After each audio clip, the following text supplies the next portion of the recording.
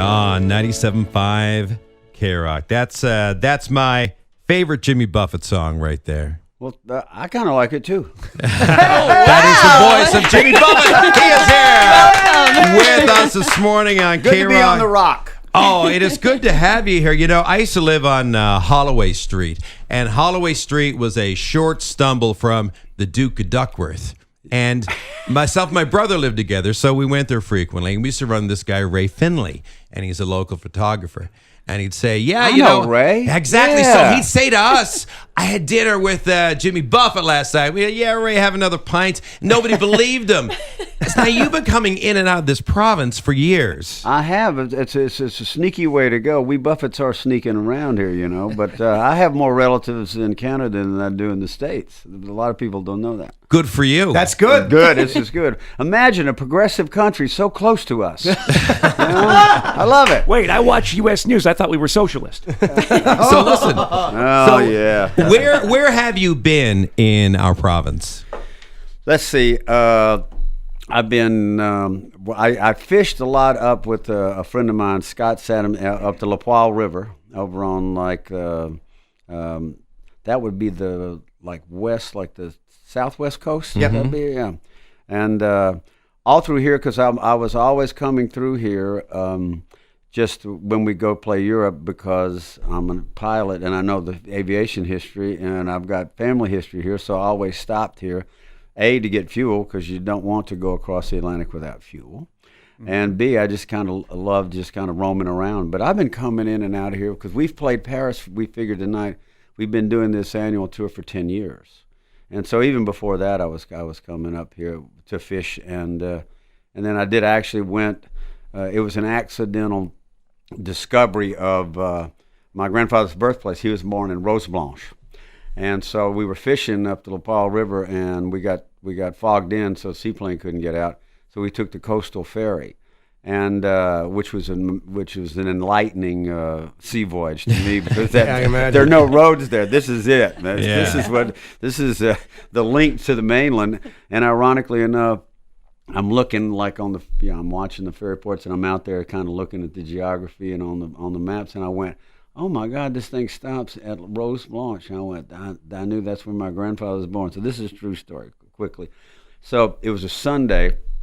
We get there. I said, this is going to be so cool. I said, I'm gonna go to the town where my grandfather was born. We're going to freak these people out. We get there.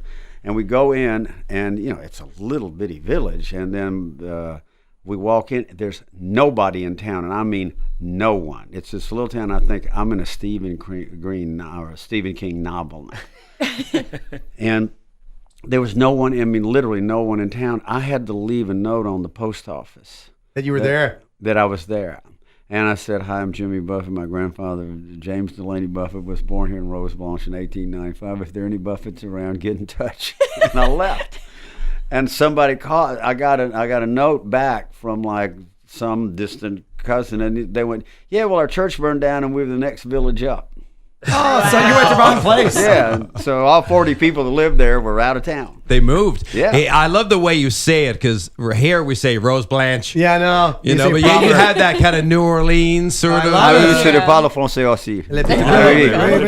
So, pour moi, c'est la petite ville de Rose Blanche pour moi. wow, I can go there. I can go there. I'm a bit turned on. That's great. So, son of a sailor sort of thing. I mean, that's kind of come full circle for you now. I always feel that when I come back here. Yeah. Yeah. I went up to, I always hike up to Signal Hill, and that view up there of the Narrows is pretty amazing. I connect up with the heritage there. Yeah, I feel like I'm witnessing Bigfoot, because I've always heard stories. Gosh, I don't know that analogies. I've always heard stories that Jimmy Buffett sneaks into Newfoundland. Yes. I've heard Jimmy Buffett sneaks into Nova Scotia, surfs at Lawrencetown. That's true. That's true? Yes, yeah. I feel Cal like Bay. I do Cal Bay, wow. and I have some Air Canada pilot friends in Halifax that I go surf with, and Lunenburg. And you sneaked into a bar down on George Street with no one knowing and played a song and no one knew? Well, they knew the song, but they didn't know me. So you went and what did you cover? I covered the Canadian Railroad Trilogy by Gordon. Wow. There was a time in this fair land when the railroad did not run, when the wild, majestic mountains stood alone against the sun. I can go Still on, still but one it's of- a long song. Still one of It the is a best long one. in Canadian history. Love it. Hey, why are you so damn sneaky? It's It's I don't know. It's part of my nature just to kind of go in and out. You know, let's say this job comes with a lot of notoriety, so it's nice to kind of sneak around. I hear you. I hear you. And you're playing tonight with the Coral Reefer Band at Holy Heart Theater. Yes, When you first played with them, it was $1 a ticket to get in, right? that's true. Yeah. Yeah, and ticket price remained, pretty good for this show. How do you feel about ticket scalping?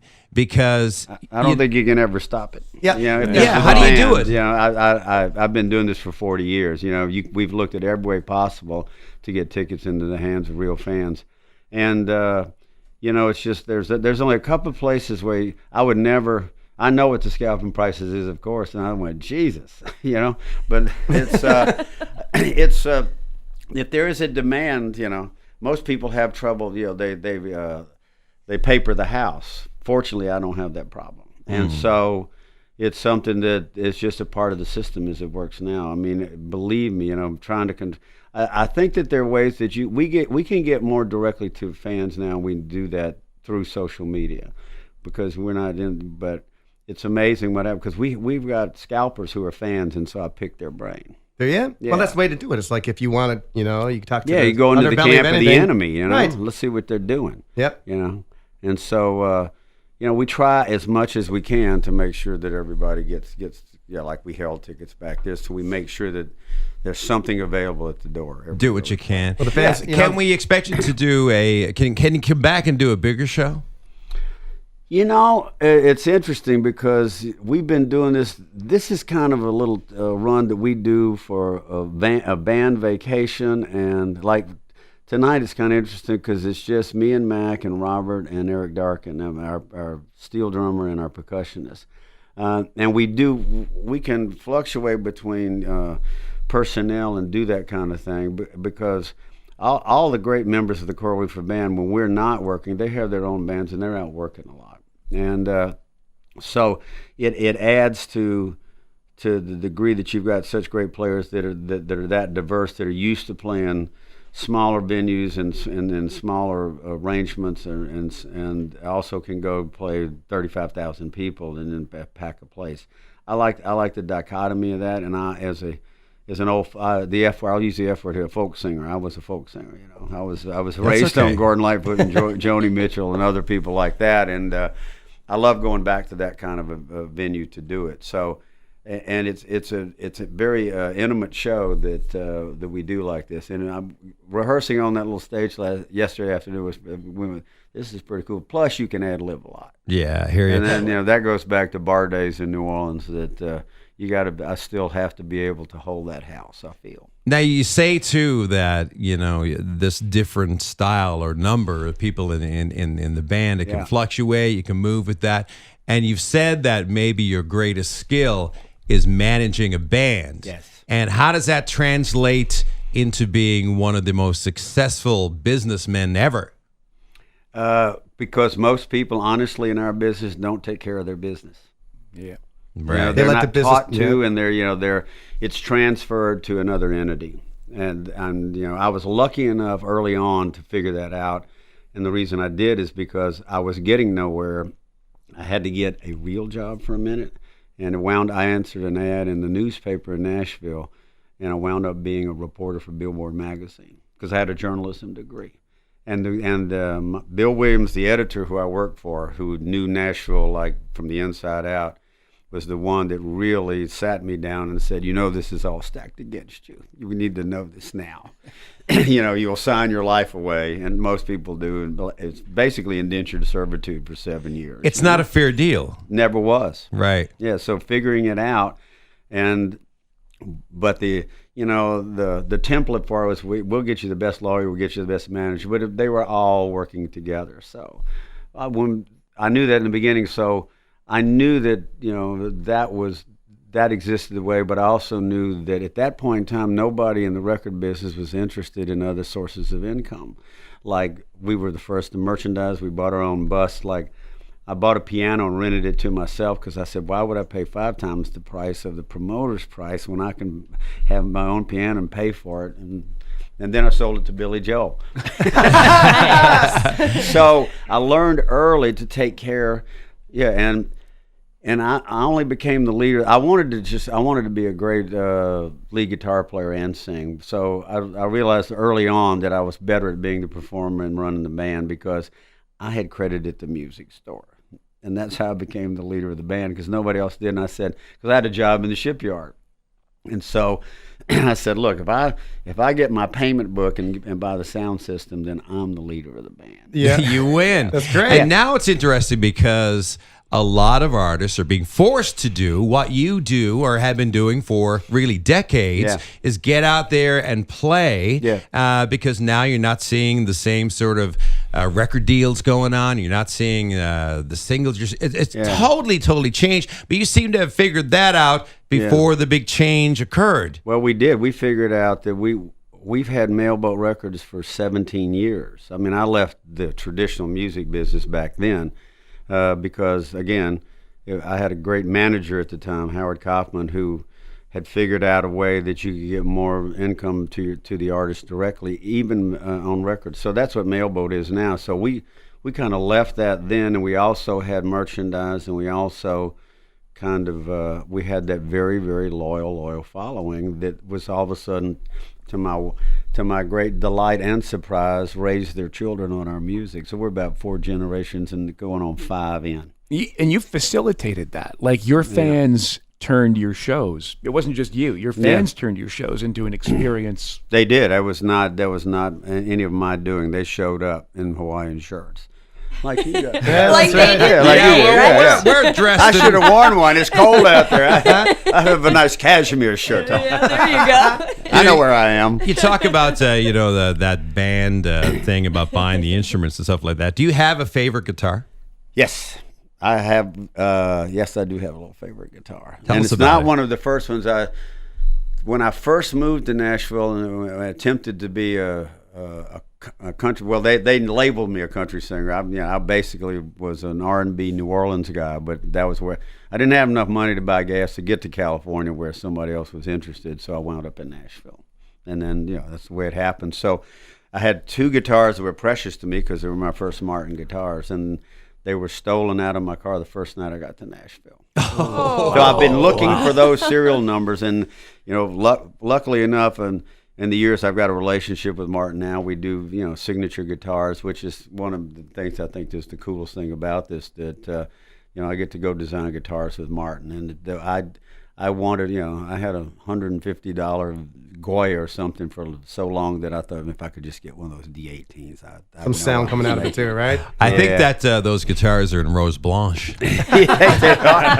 But I've got a couple of little guitars that they're nice, but I've got one that I really like that now I can just travel around. It's my room guitar, which it's a little 0028 Martin that also is electrified, so that if I choose to go out and do a show somewhere, I can plug it in and go. And if not, it's small enough and sounds so good that it goes. It's like, I can't take my dogs on the road, but I'll take this guitar. And is that guitar Wait a going to be minute, on stage? That's a That's a song. Somebody Write that down. song. Okay, So you is- heard it right here on the Stingray. All right. So is that guitar going to be on stage tonight? No, it doesn't go to work. It just kind of lounges around and orders room service when we're doing the show. We feed it well, and it stays in the room. It's like a dog. It's kind of like J-Lac. Yeah. So what's a good time? What's a good amount of time for a Jimmy Buffett show? Like, do you do 90 minutes? You do 2 hours? Like, what do you think? Well, we can go anywhere. Like tonight, we'll probably do. We're gonna see what it is, but it's probably we'll do an hour and a half of the little show. But on big shows, we do like anywhere probably 2:10 to 2:15 straight through. Yeah. And it's and with an intermission. We won't take an intermission tonight. But this is kind of unique because it's a very acoustic, but with a little groove show, and it's kind of fun. And I wanted to I'm ask you looking that forward because to it. I've seen you maybe 5 times, all in big venues. Yeah. Vegas, Toronto. Yeah. But this sounds like it's going to be fun for you. Like, this Austin. is the boys on stage Yeah, doing what how's you this- did, man. Yeah. How's this different tonight? What's going to be different for the fans? Well, the thing was, we play these a little bit like our next. We're kind of ending our season here, and And so these kind of come into play. It's like I got a call from my friend Marius Skadelberg, who owns the Select Bar on St. Bart's, and it's the 70th anniversary of the bar, and he's 99. So our next version of this show will be in the Select Bar for a private show for him and his family. So we can move really quick with that. I go from Kygo to the St. Bart's. Yeah, that's good. Yeah. So What is your favorite island in the Caribbean? oh, if I told you that, then everybody would go there. Yeah, that's a problem. That's a problem. Don't tell this guy. So this guy that you're talking No, to, I this tell is, you, St. Bart's still to me. I sailed in there in 1978, and that was before the they just had sailing manuals, and we sailed in from. We left. Where did we leave? We left Newport, went to Bermuda, then went there, and it still had that Creole kind of thing. When I went in there, I knew I had there was l'essence de français. It was there. Yeah. And I felt it. And I got ashore, and there were people that played, and the patois they speak there is very close to the patois that's spoken in Louisiana. So it's like you were home. Like you were Yeah, I going, felt right, it. right. And then I went out and we got very drunk the first night we were there because we'd been at sea for a while. And the next morning, a little dinghy came up with 3 kids in it, and they had croissants and coffee for us. And they became great friends and musicians later. One of them is Heather Nova, who's a big singer in London, and Mishka Frith. He's a reggae, and they were just their parents. They were boat kids, but they had been listening to me, and I said I like this island a lot. So St. Bart's still is my favorite. And have you landed your plane there? Many times. That's a crazy airport. You have to be on your game. Coming downhill, right? It's not that bad. You just got to read it. What is your favorite? I'm a private pilot. What's your favorite approach? My favorite approach was I like landing on the water anyway. I guess, right? So that's it. So I was looking around. Where did we come in? As far as I got up here, I haven't brought the seaplane here. We went to Nova Scotia. I landed in Chester, in the bay in the of harbor. Chester. Yeah, in the harbor there. Wow. Yeah. That was pretty cool. you got to land in And we St. landed John's in- Harbor. Yeah, That's you- what I want to see. I'm going to come down. I'll do it. Let us know when. That's awesome. We're listening to Jimmy Buffett. The other voice you're hearing, by the way, is some type of high-ranking Stingray Yeah. official, Yeah. Steve Jones. I still don't know what the title is, but it's You know, all I did was I work in the corporate office, and I weaseled my way in here because I knew you were playing tonight. Yeah. And then when I found out you'd be here this morning, I forced this upon these poor people. So thank you for having Well, me. it seems that the stingray tail, the barb didn't get me. Yeah. Yes. Now you've had a I few got encounters. stung by a stingray once. Yeah, I got a barb once. Yeah. They're hurt. Those Ow. things hurt. Catfish, yeah. Stingray, woo, big time. I can listen But to they're this all beautiful day. creatures. Yeah. Great. I love this stuff, man. So have you been screeched in yet? On other visits, not on this particular visit. Of course, I got. How do you think I learned the Canadian Railroad trilogy and sang in a bar the first time I got here? I've been screeched, yes. And I've 'cause- kissed a cod. Have you really? Yes, And how was that? that was pretty good. Kissed worse? Yeah, I've kissed worse, kissed better. So here we are with Jimmy Buffett, and this is kind of a weird personal thing, but I work in radio. My dad worked in radio in the same building as well. So over the summer, and we've been talking to your people, and ever since it was announced, I've been doing a deep dive into the music of Jimmy Buffett, right? Listening to all the albums and stuff like that. And my dad passed away a few years ago. So in listening to the music, it made me think of him because it was kind of music where I thought we could agree on when there wasn't much music where we could agree on. Oh, cool. So I actually brought in my dad's radio, his old radio, and I wanted to get you to sign it for me. Oh, cool. If you wouldn't mind That's your dad's doing radio? I know. Yeah, Look at this. that's it. Yeah. That tells you how old he is, Oh, then, right? yeah. Yeah, so that's an old one. But I wonder, what's the weirdest thing somebody asked you to sign? A dog. What? Dog? Yeah. He are had they the gonna do, dog shaved tattoo on it? side. I would not sign the No, dog. that's a sin. you know. That's That's a sin. Yeah. is, man. I mean, come on. That's yeah. That gets on social. It's going to go viral. No, Not this was within way anybody. before social, but he showed up with this dog, and I said, dude, I'm not signing your dog. Would you sign a cat? No? No, I'm not signing it. Yeah. Let me see. There's been some really interesting things that I've signed, but I'm trying to think of when something happened very recently that it's when you sign something you haven't ever signed. That's kind of interesting. Signed an airplane. I signed an F-14 once. Oh, yeah? That was That's pretty cool. On a Very carrier, cool. and then it went off. Very good. Yeah. Well, the show is tonight. It is completely sold out, and we're all super, super excited. Me too. To see you, and we've given away a lot of tickets. We bought a bunch of them initially. Yeah, Okay, you waited. We're giving away tickets. Right? What's going on? Yeah, and so there's gonna be a lot of K-Rock fans there tonight to see you, and it's been such a pleasure to talk to you. Can I ask you a question? Fire as away. a journalist, so in my sneaking through the province and then sneaking through St. John, it wasn't as lively other than George Street 10 years ago here. It seems like there's a little hipness going on. I don't know. Is that good or bad? What do you think? Do you mean that it's Well, I like the stores, and I see a lot more people like that are coming. It's like in my world, there are people that I asked for the drop count because it's only 800 people, so I'm interested in where they came from. Most of them are coming from the Bay to the city. Yeah. So Yeah. what it is you still got Newfoundlanders, but a majority of the work is here. Yeah. So the people that you see are still the guys that are out that were slinging the nets, and their grandfathers that were doing the work. Yeah. And the kids you're seeing, even though they're dressed a different way. I've met a lot of them. I met like at the airport. I met a family, and he runs the air medevac, you know, kind of thing. So it's that, and then but they're also like. I run into a couple from Connecticut. They say, yeah, we've heard about it. We got on a flight in LaGuardia, and then we're going. The best one was there were some fans from Toronto I met last night at the Mallard, and they said, yeah, but we're going. You don't understand. We're coming here when we heard you did this because we already had tickets for Dublin. But we got to fly back to Toronto to get to Dublin. Why isn't there a direct flight from St. John to Dublin? a lot of people are asking that question. There used to be Air and- Canada, there let's was. go. Come Yeah, on. come on. Well, you fly your plane, and you Well- fly it into the harbor. We'll bring it over to Dublin. It's 3.5 hours from here or there, you I know. know. And I then, know, right? you know, there's 5 Aer Lingus flights at the terminal in Boston. You figure what a great route, I would think. Well, you have a great business mind. This could be an opportunity. Yeah, we'll call it the Margaritaville Clipper. Let's do it. Let's do it. St. John direct to Dublin. That would Might be I cool. suggest the K-Rock Margarita? Yeah, there you go. I'm going to suggest the Margaritaville Clipper. All right, Jimmy Buffett, thank you so much. We'll Thank see you What a tonight. pleasure. All right, see you tonight. Thank you. I think you know this song. Yeah, I got it. You got got this it. one. All right, we'll All hear right. it tonight. Jimmy Buffett Thanks. on 97.5 K-Rock.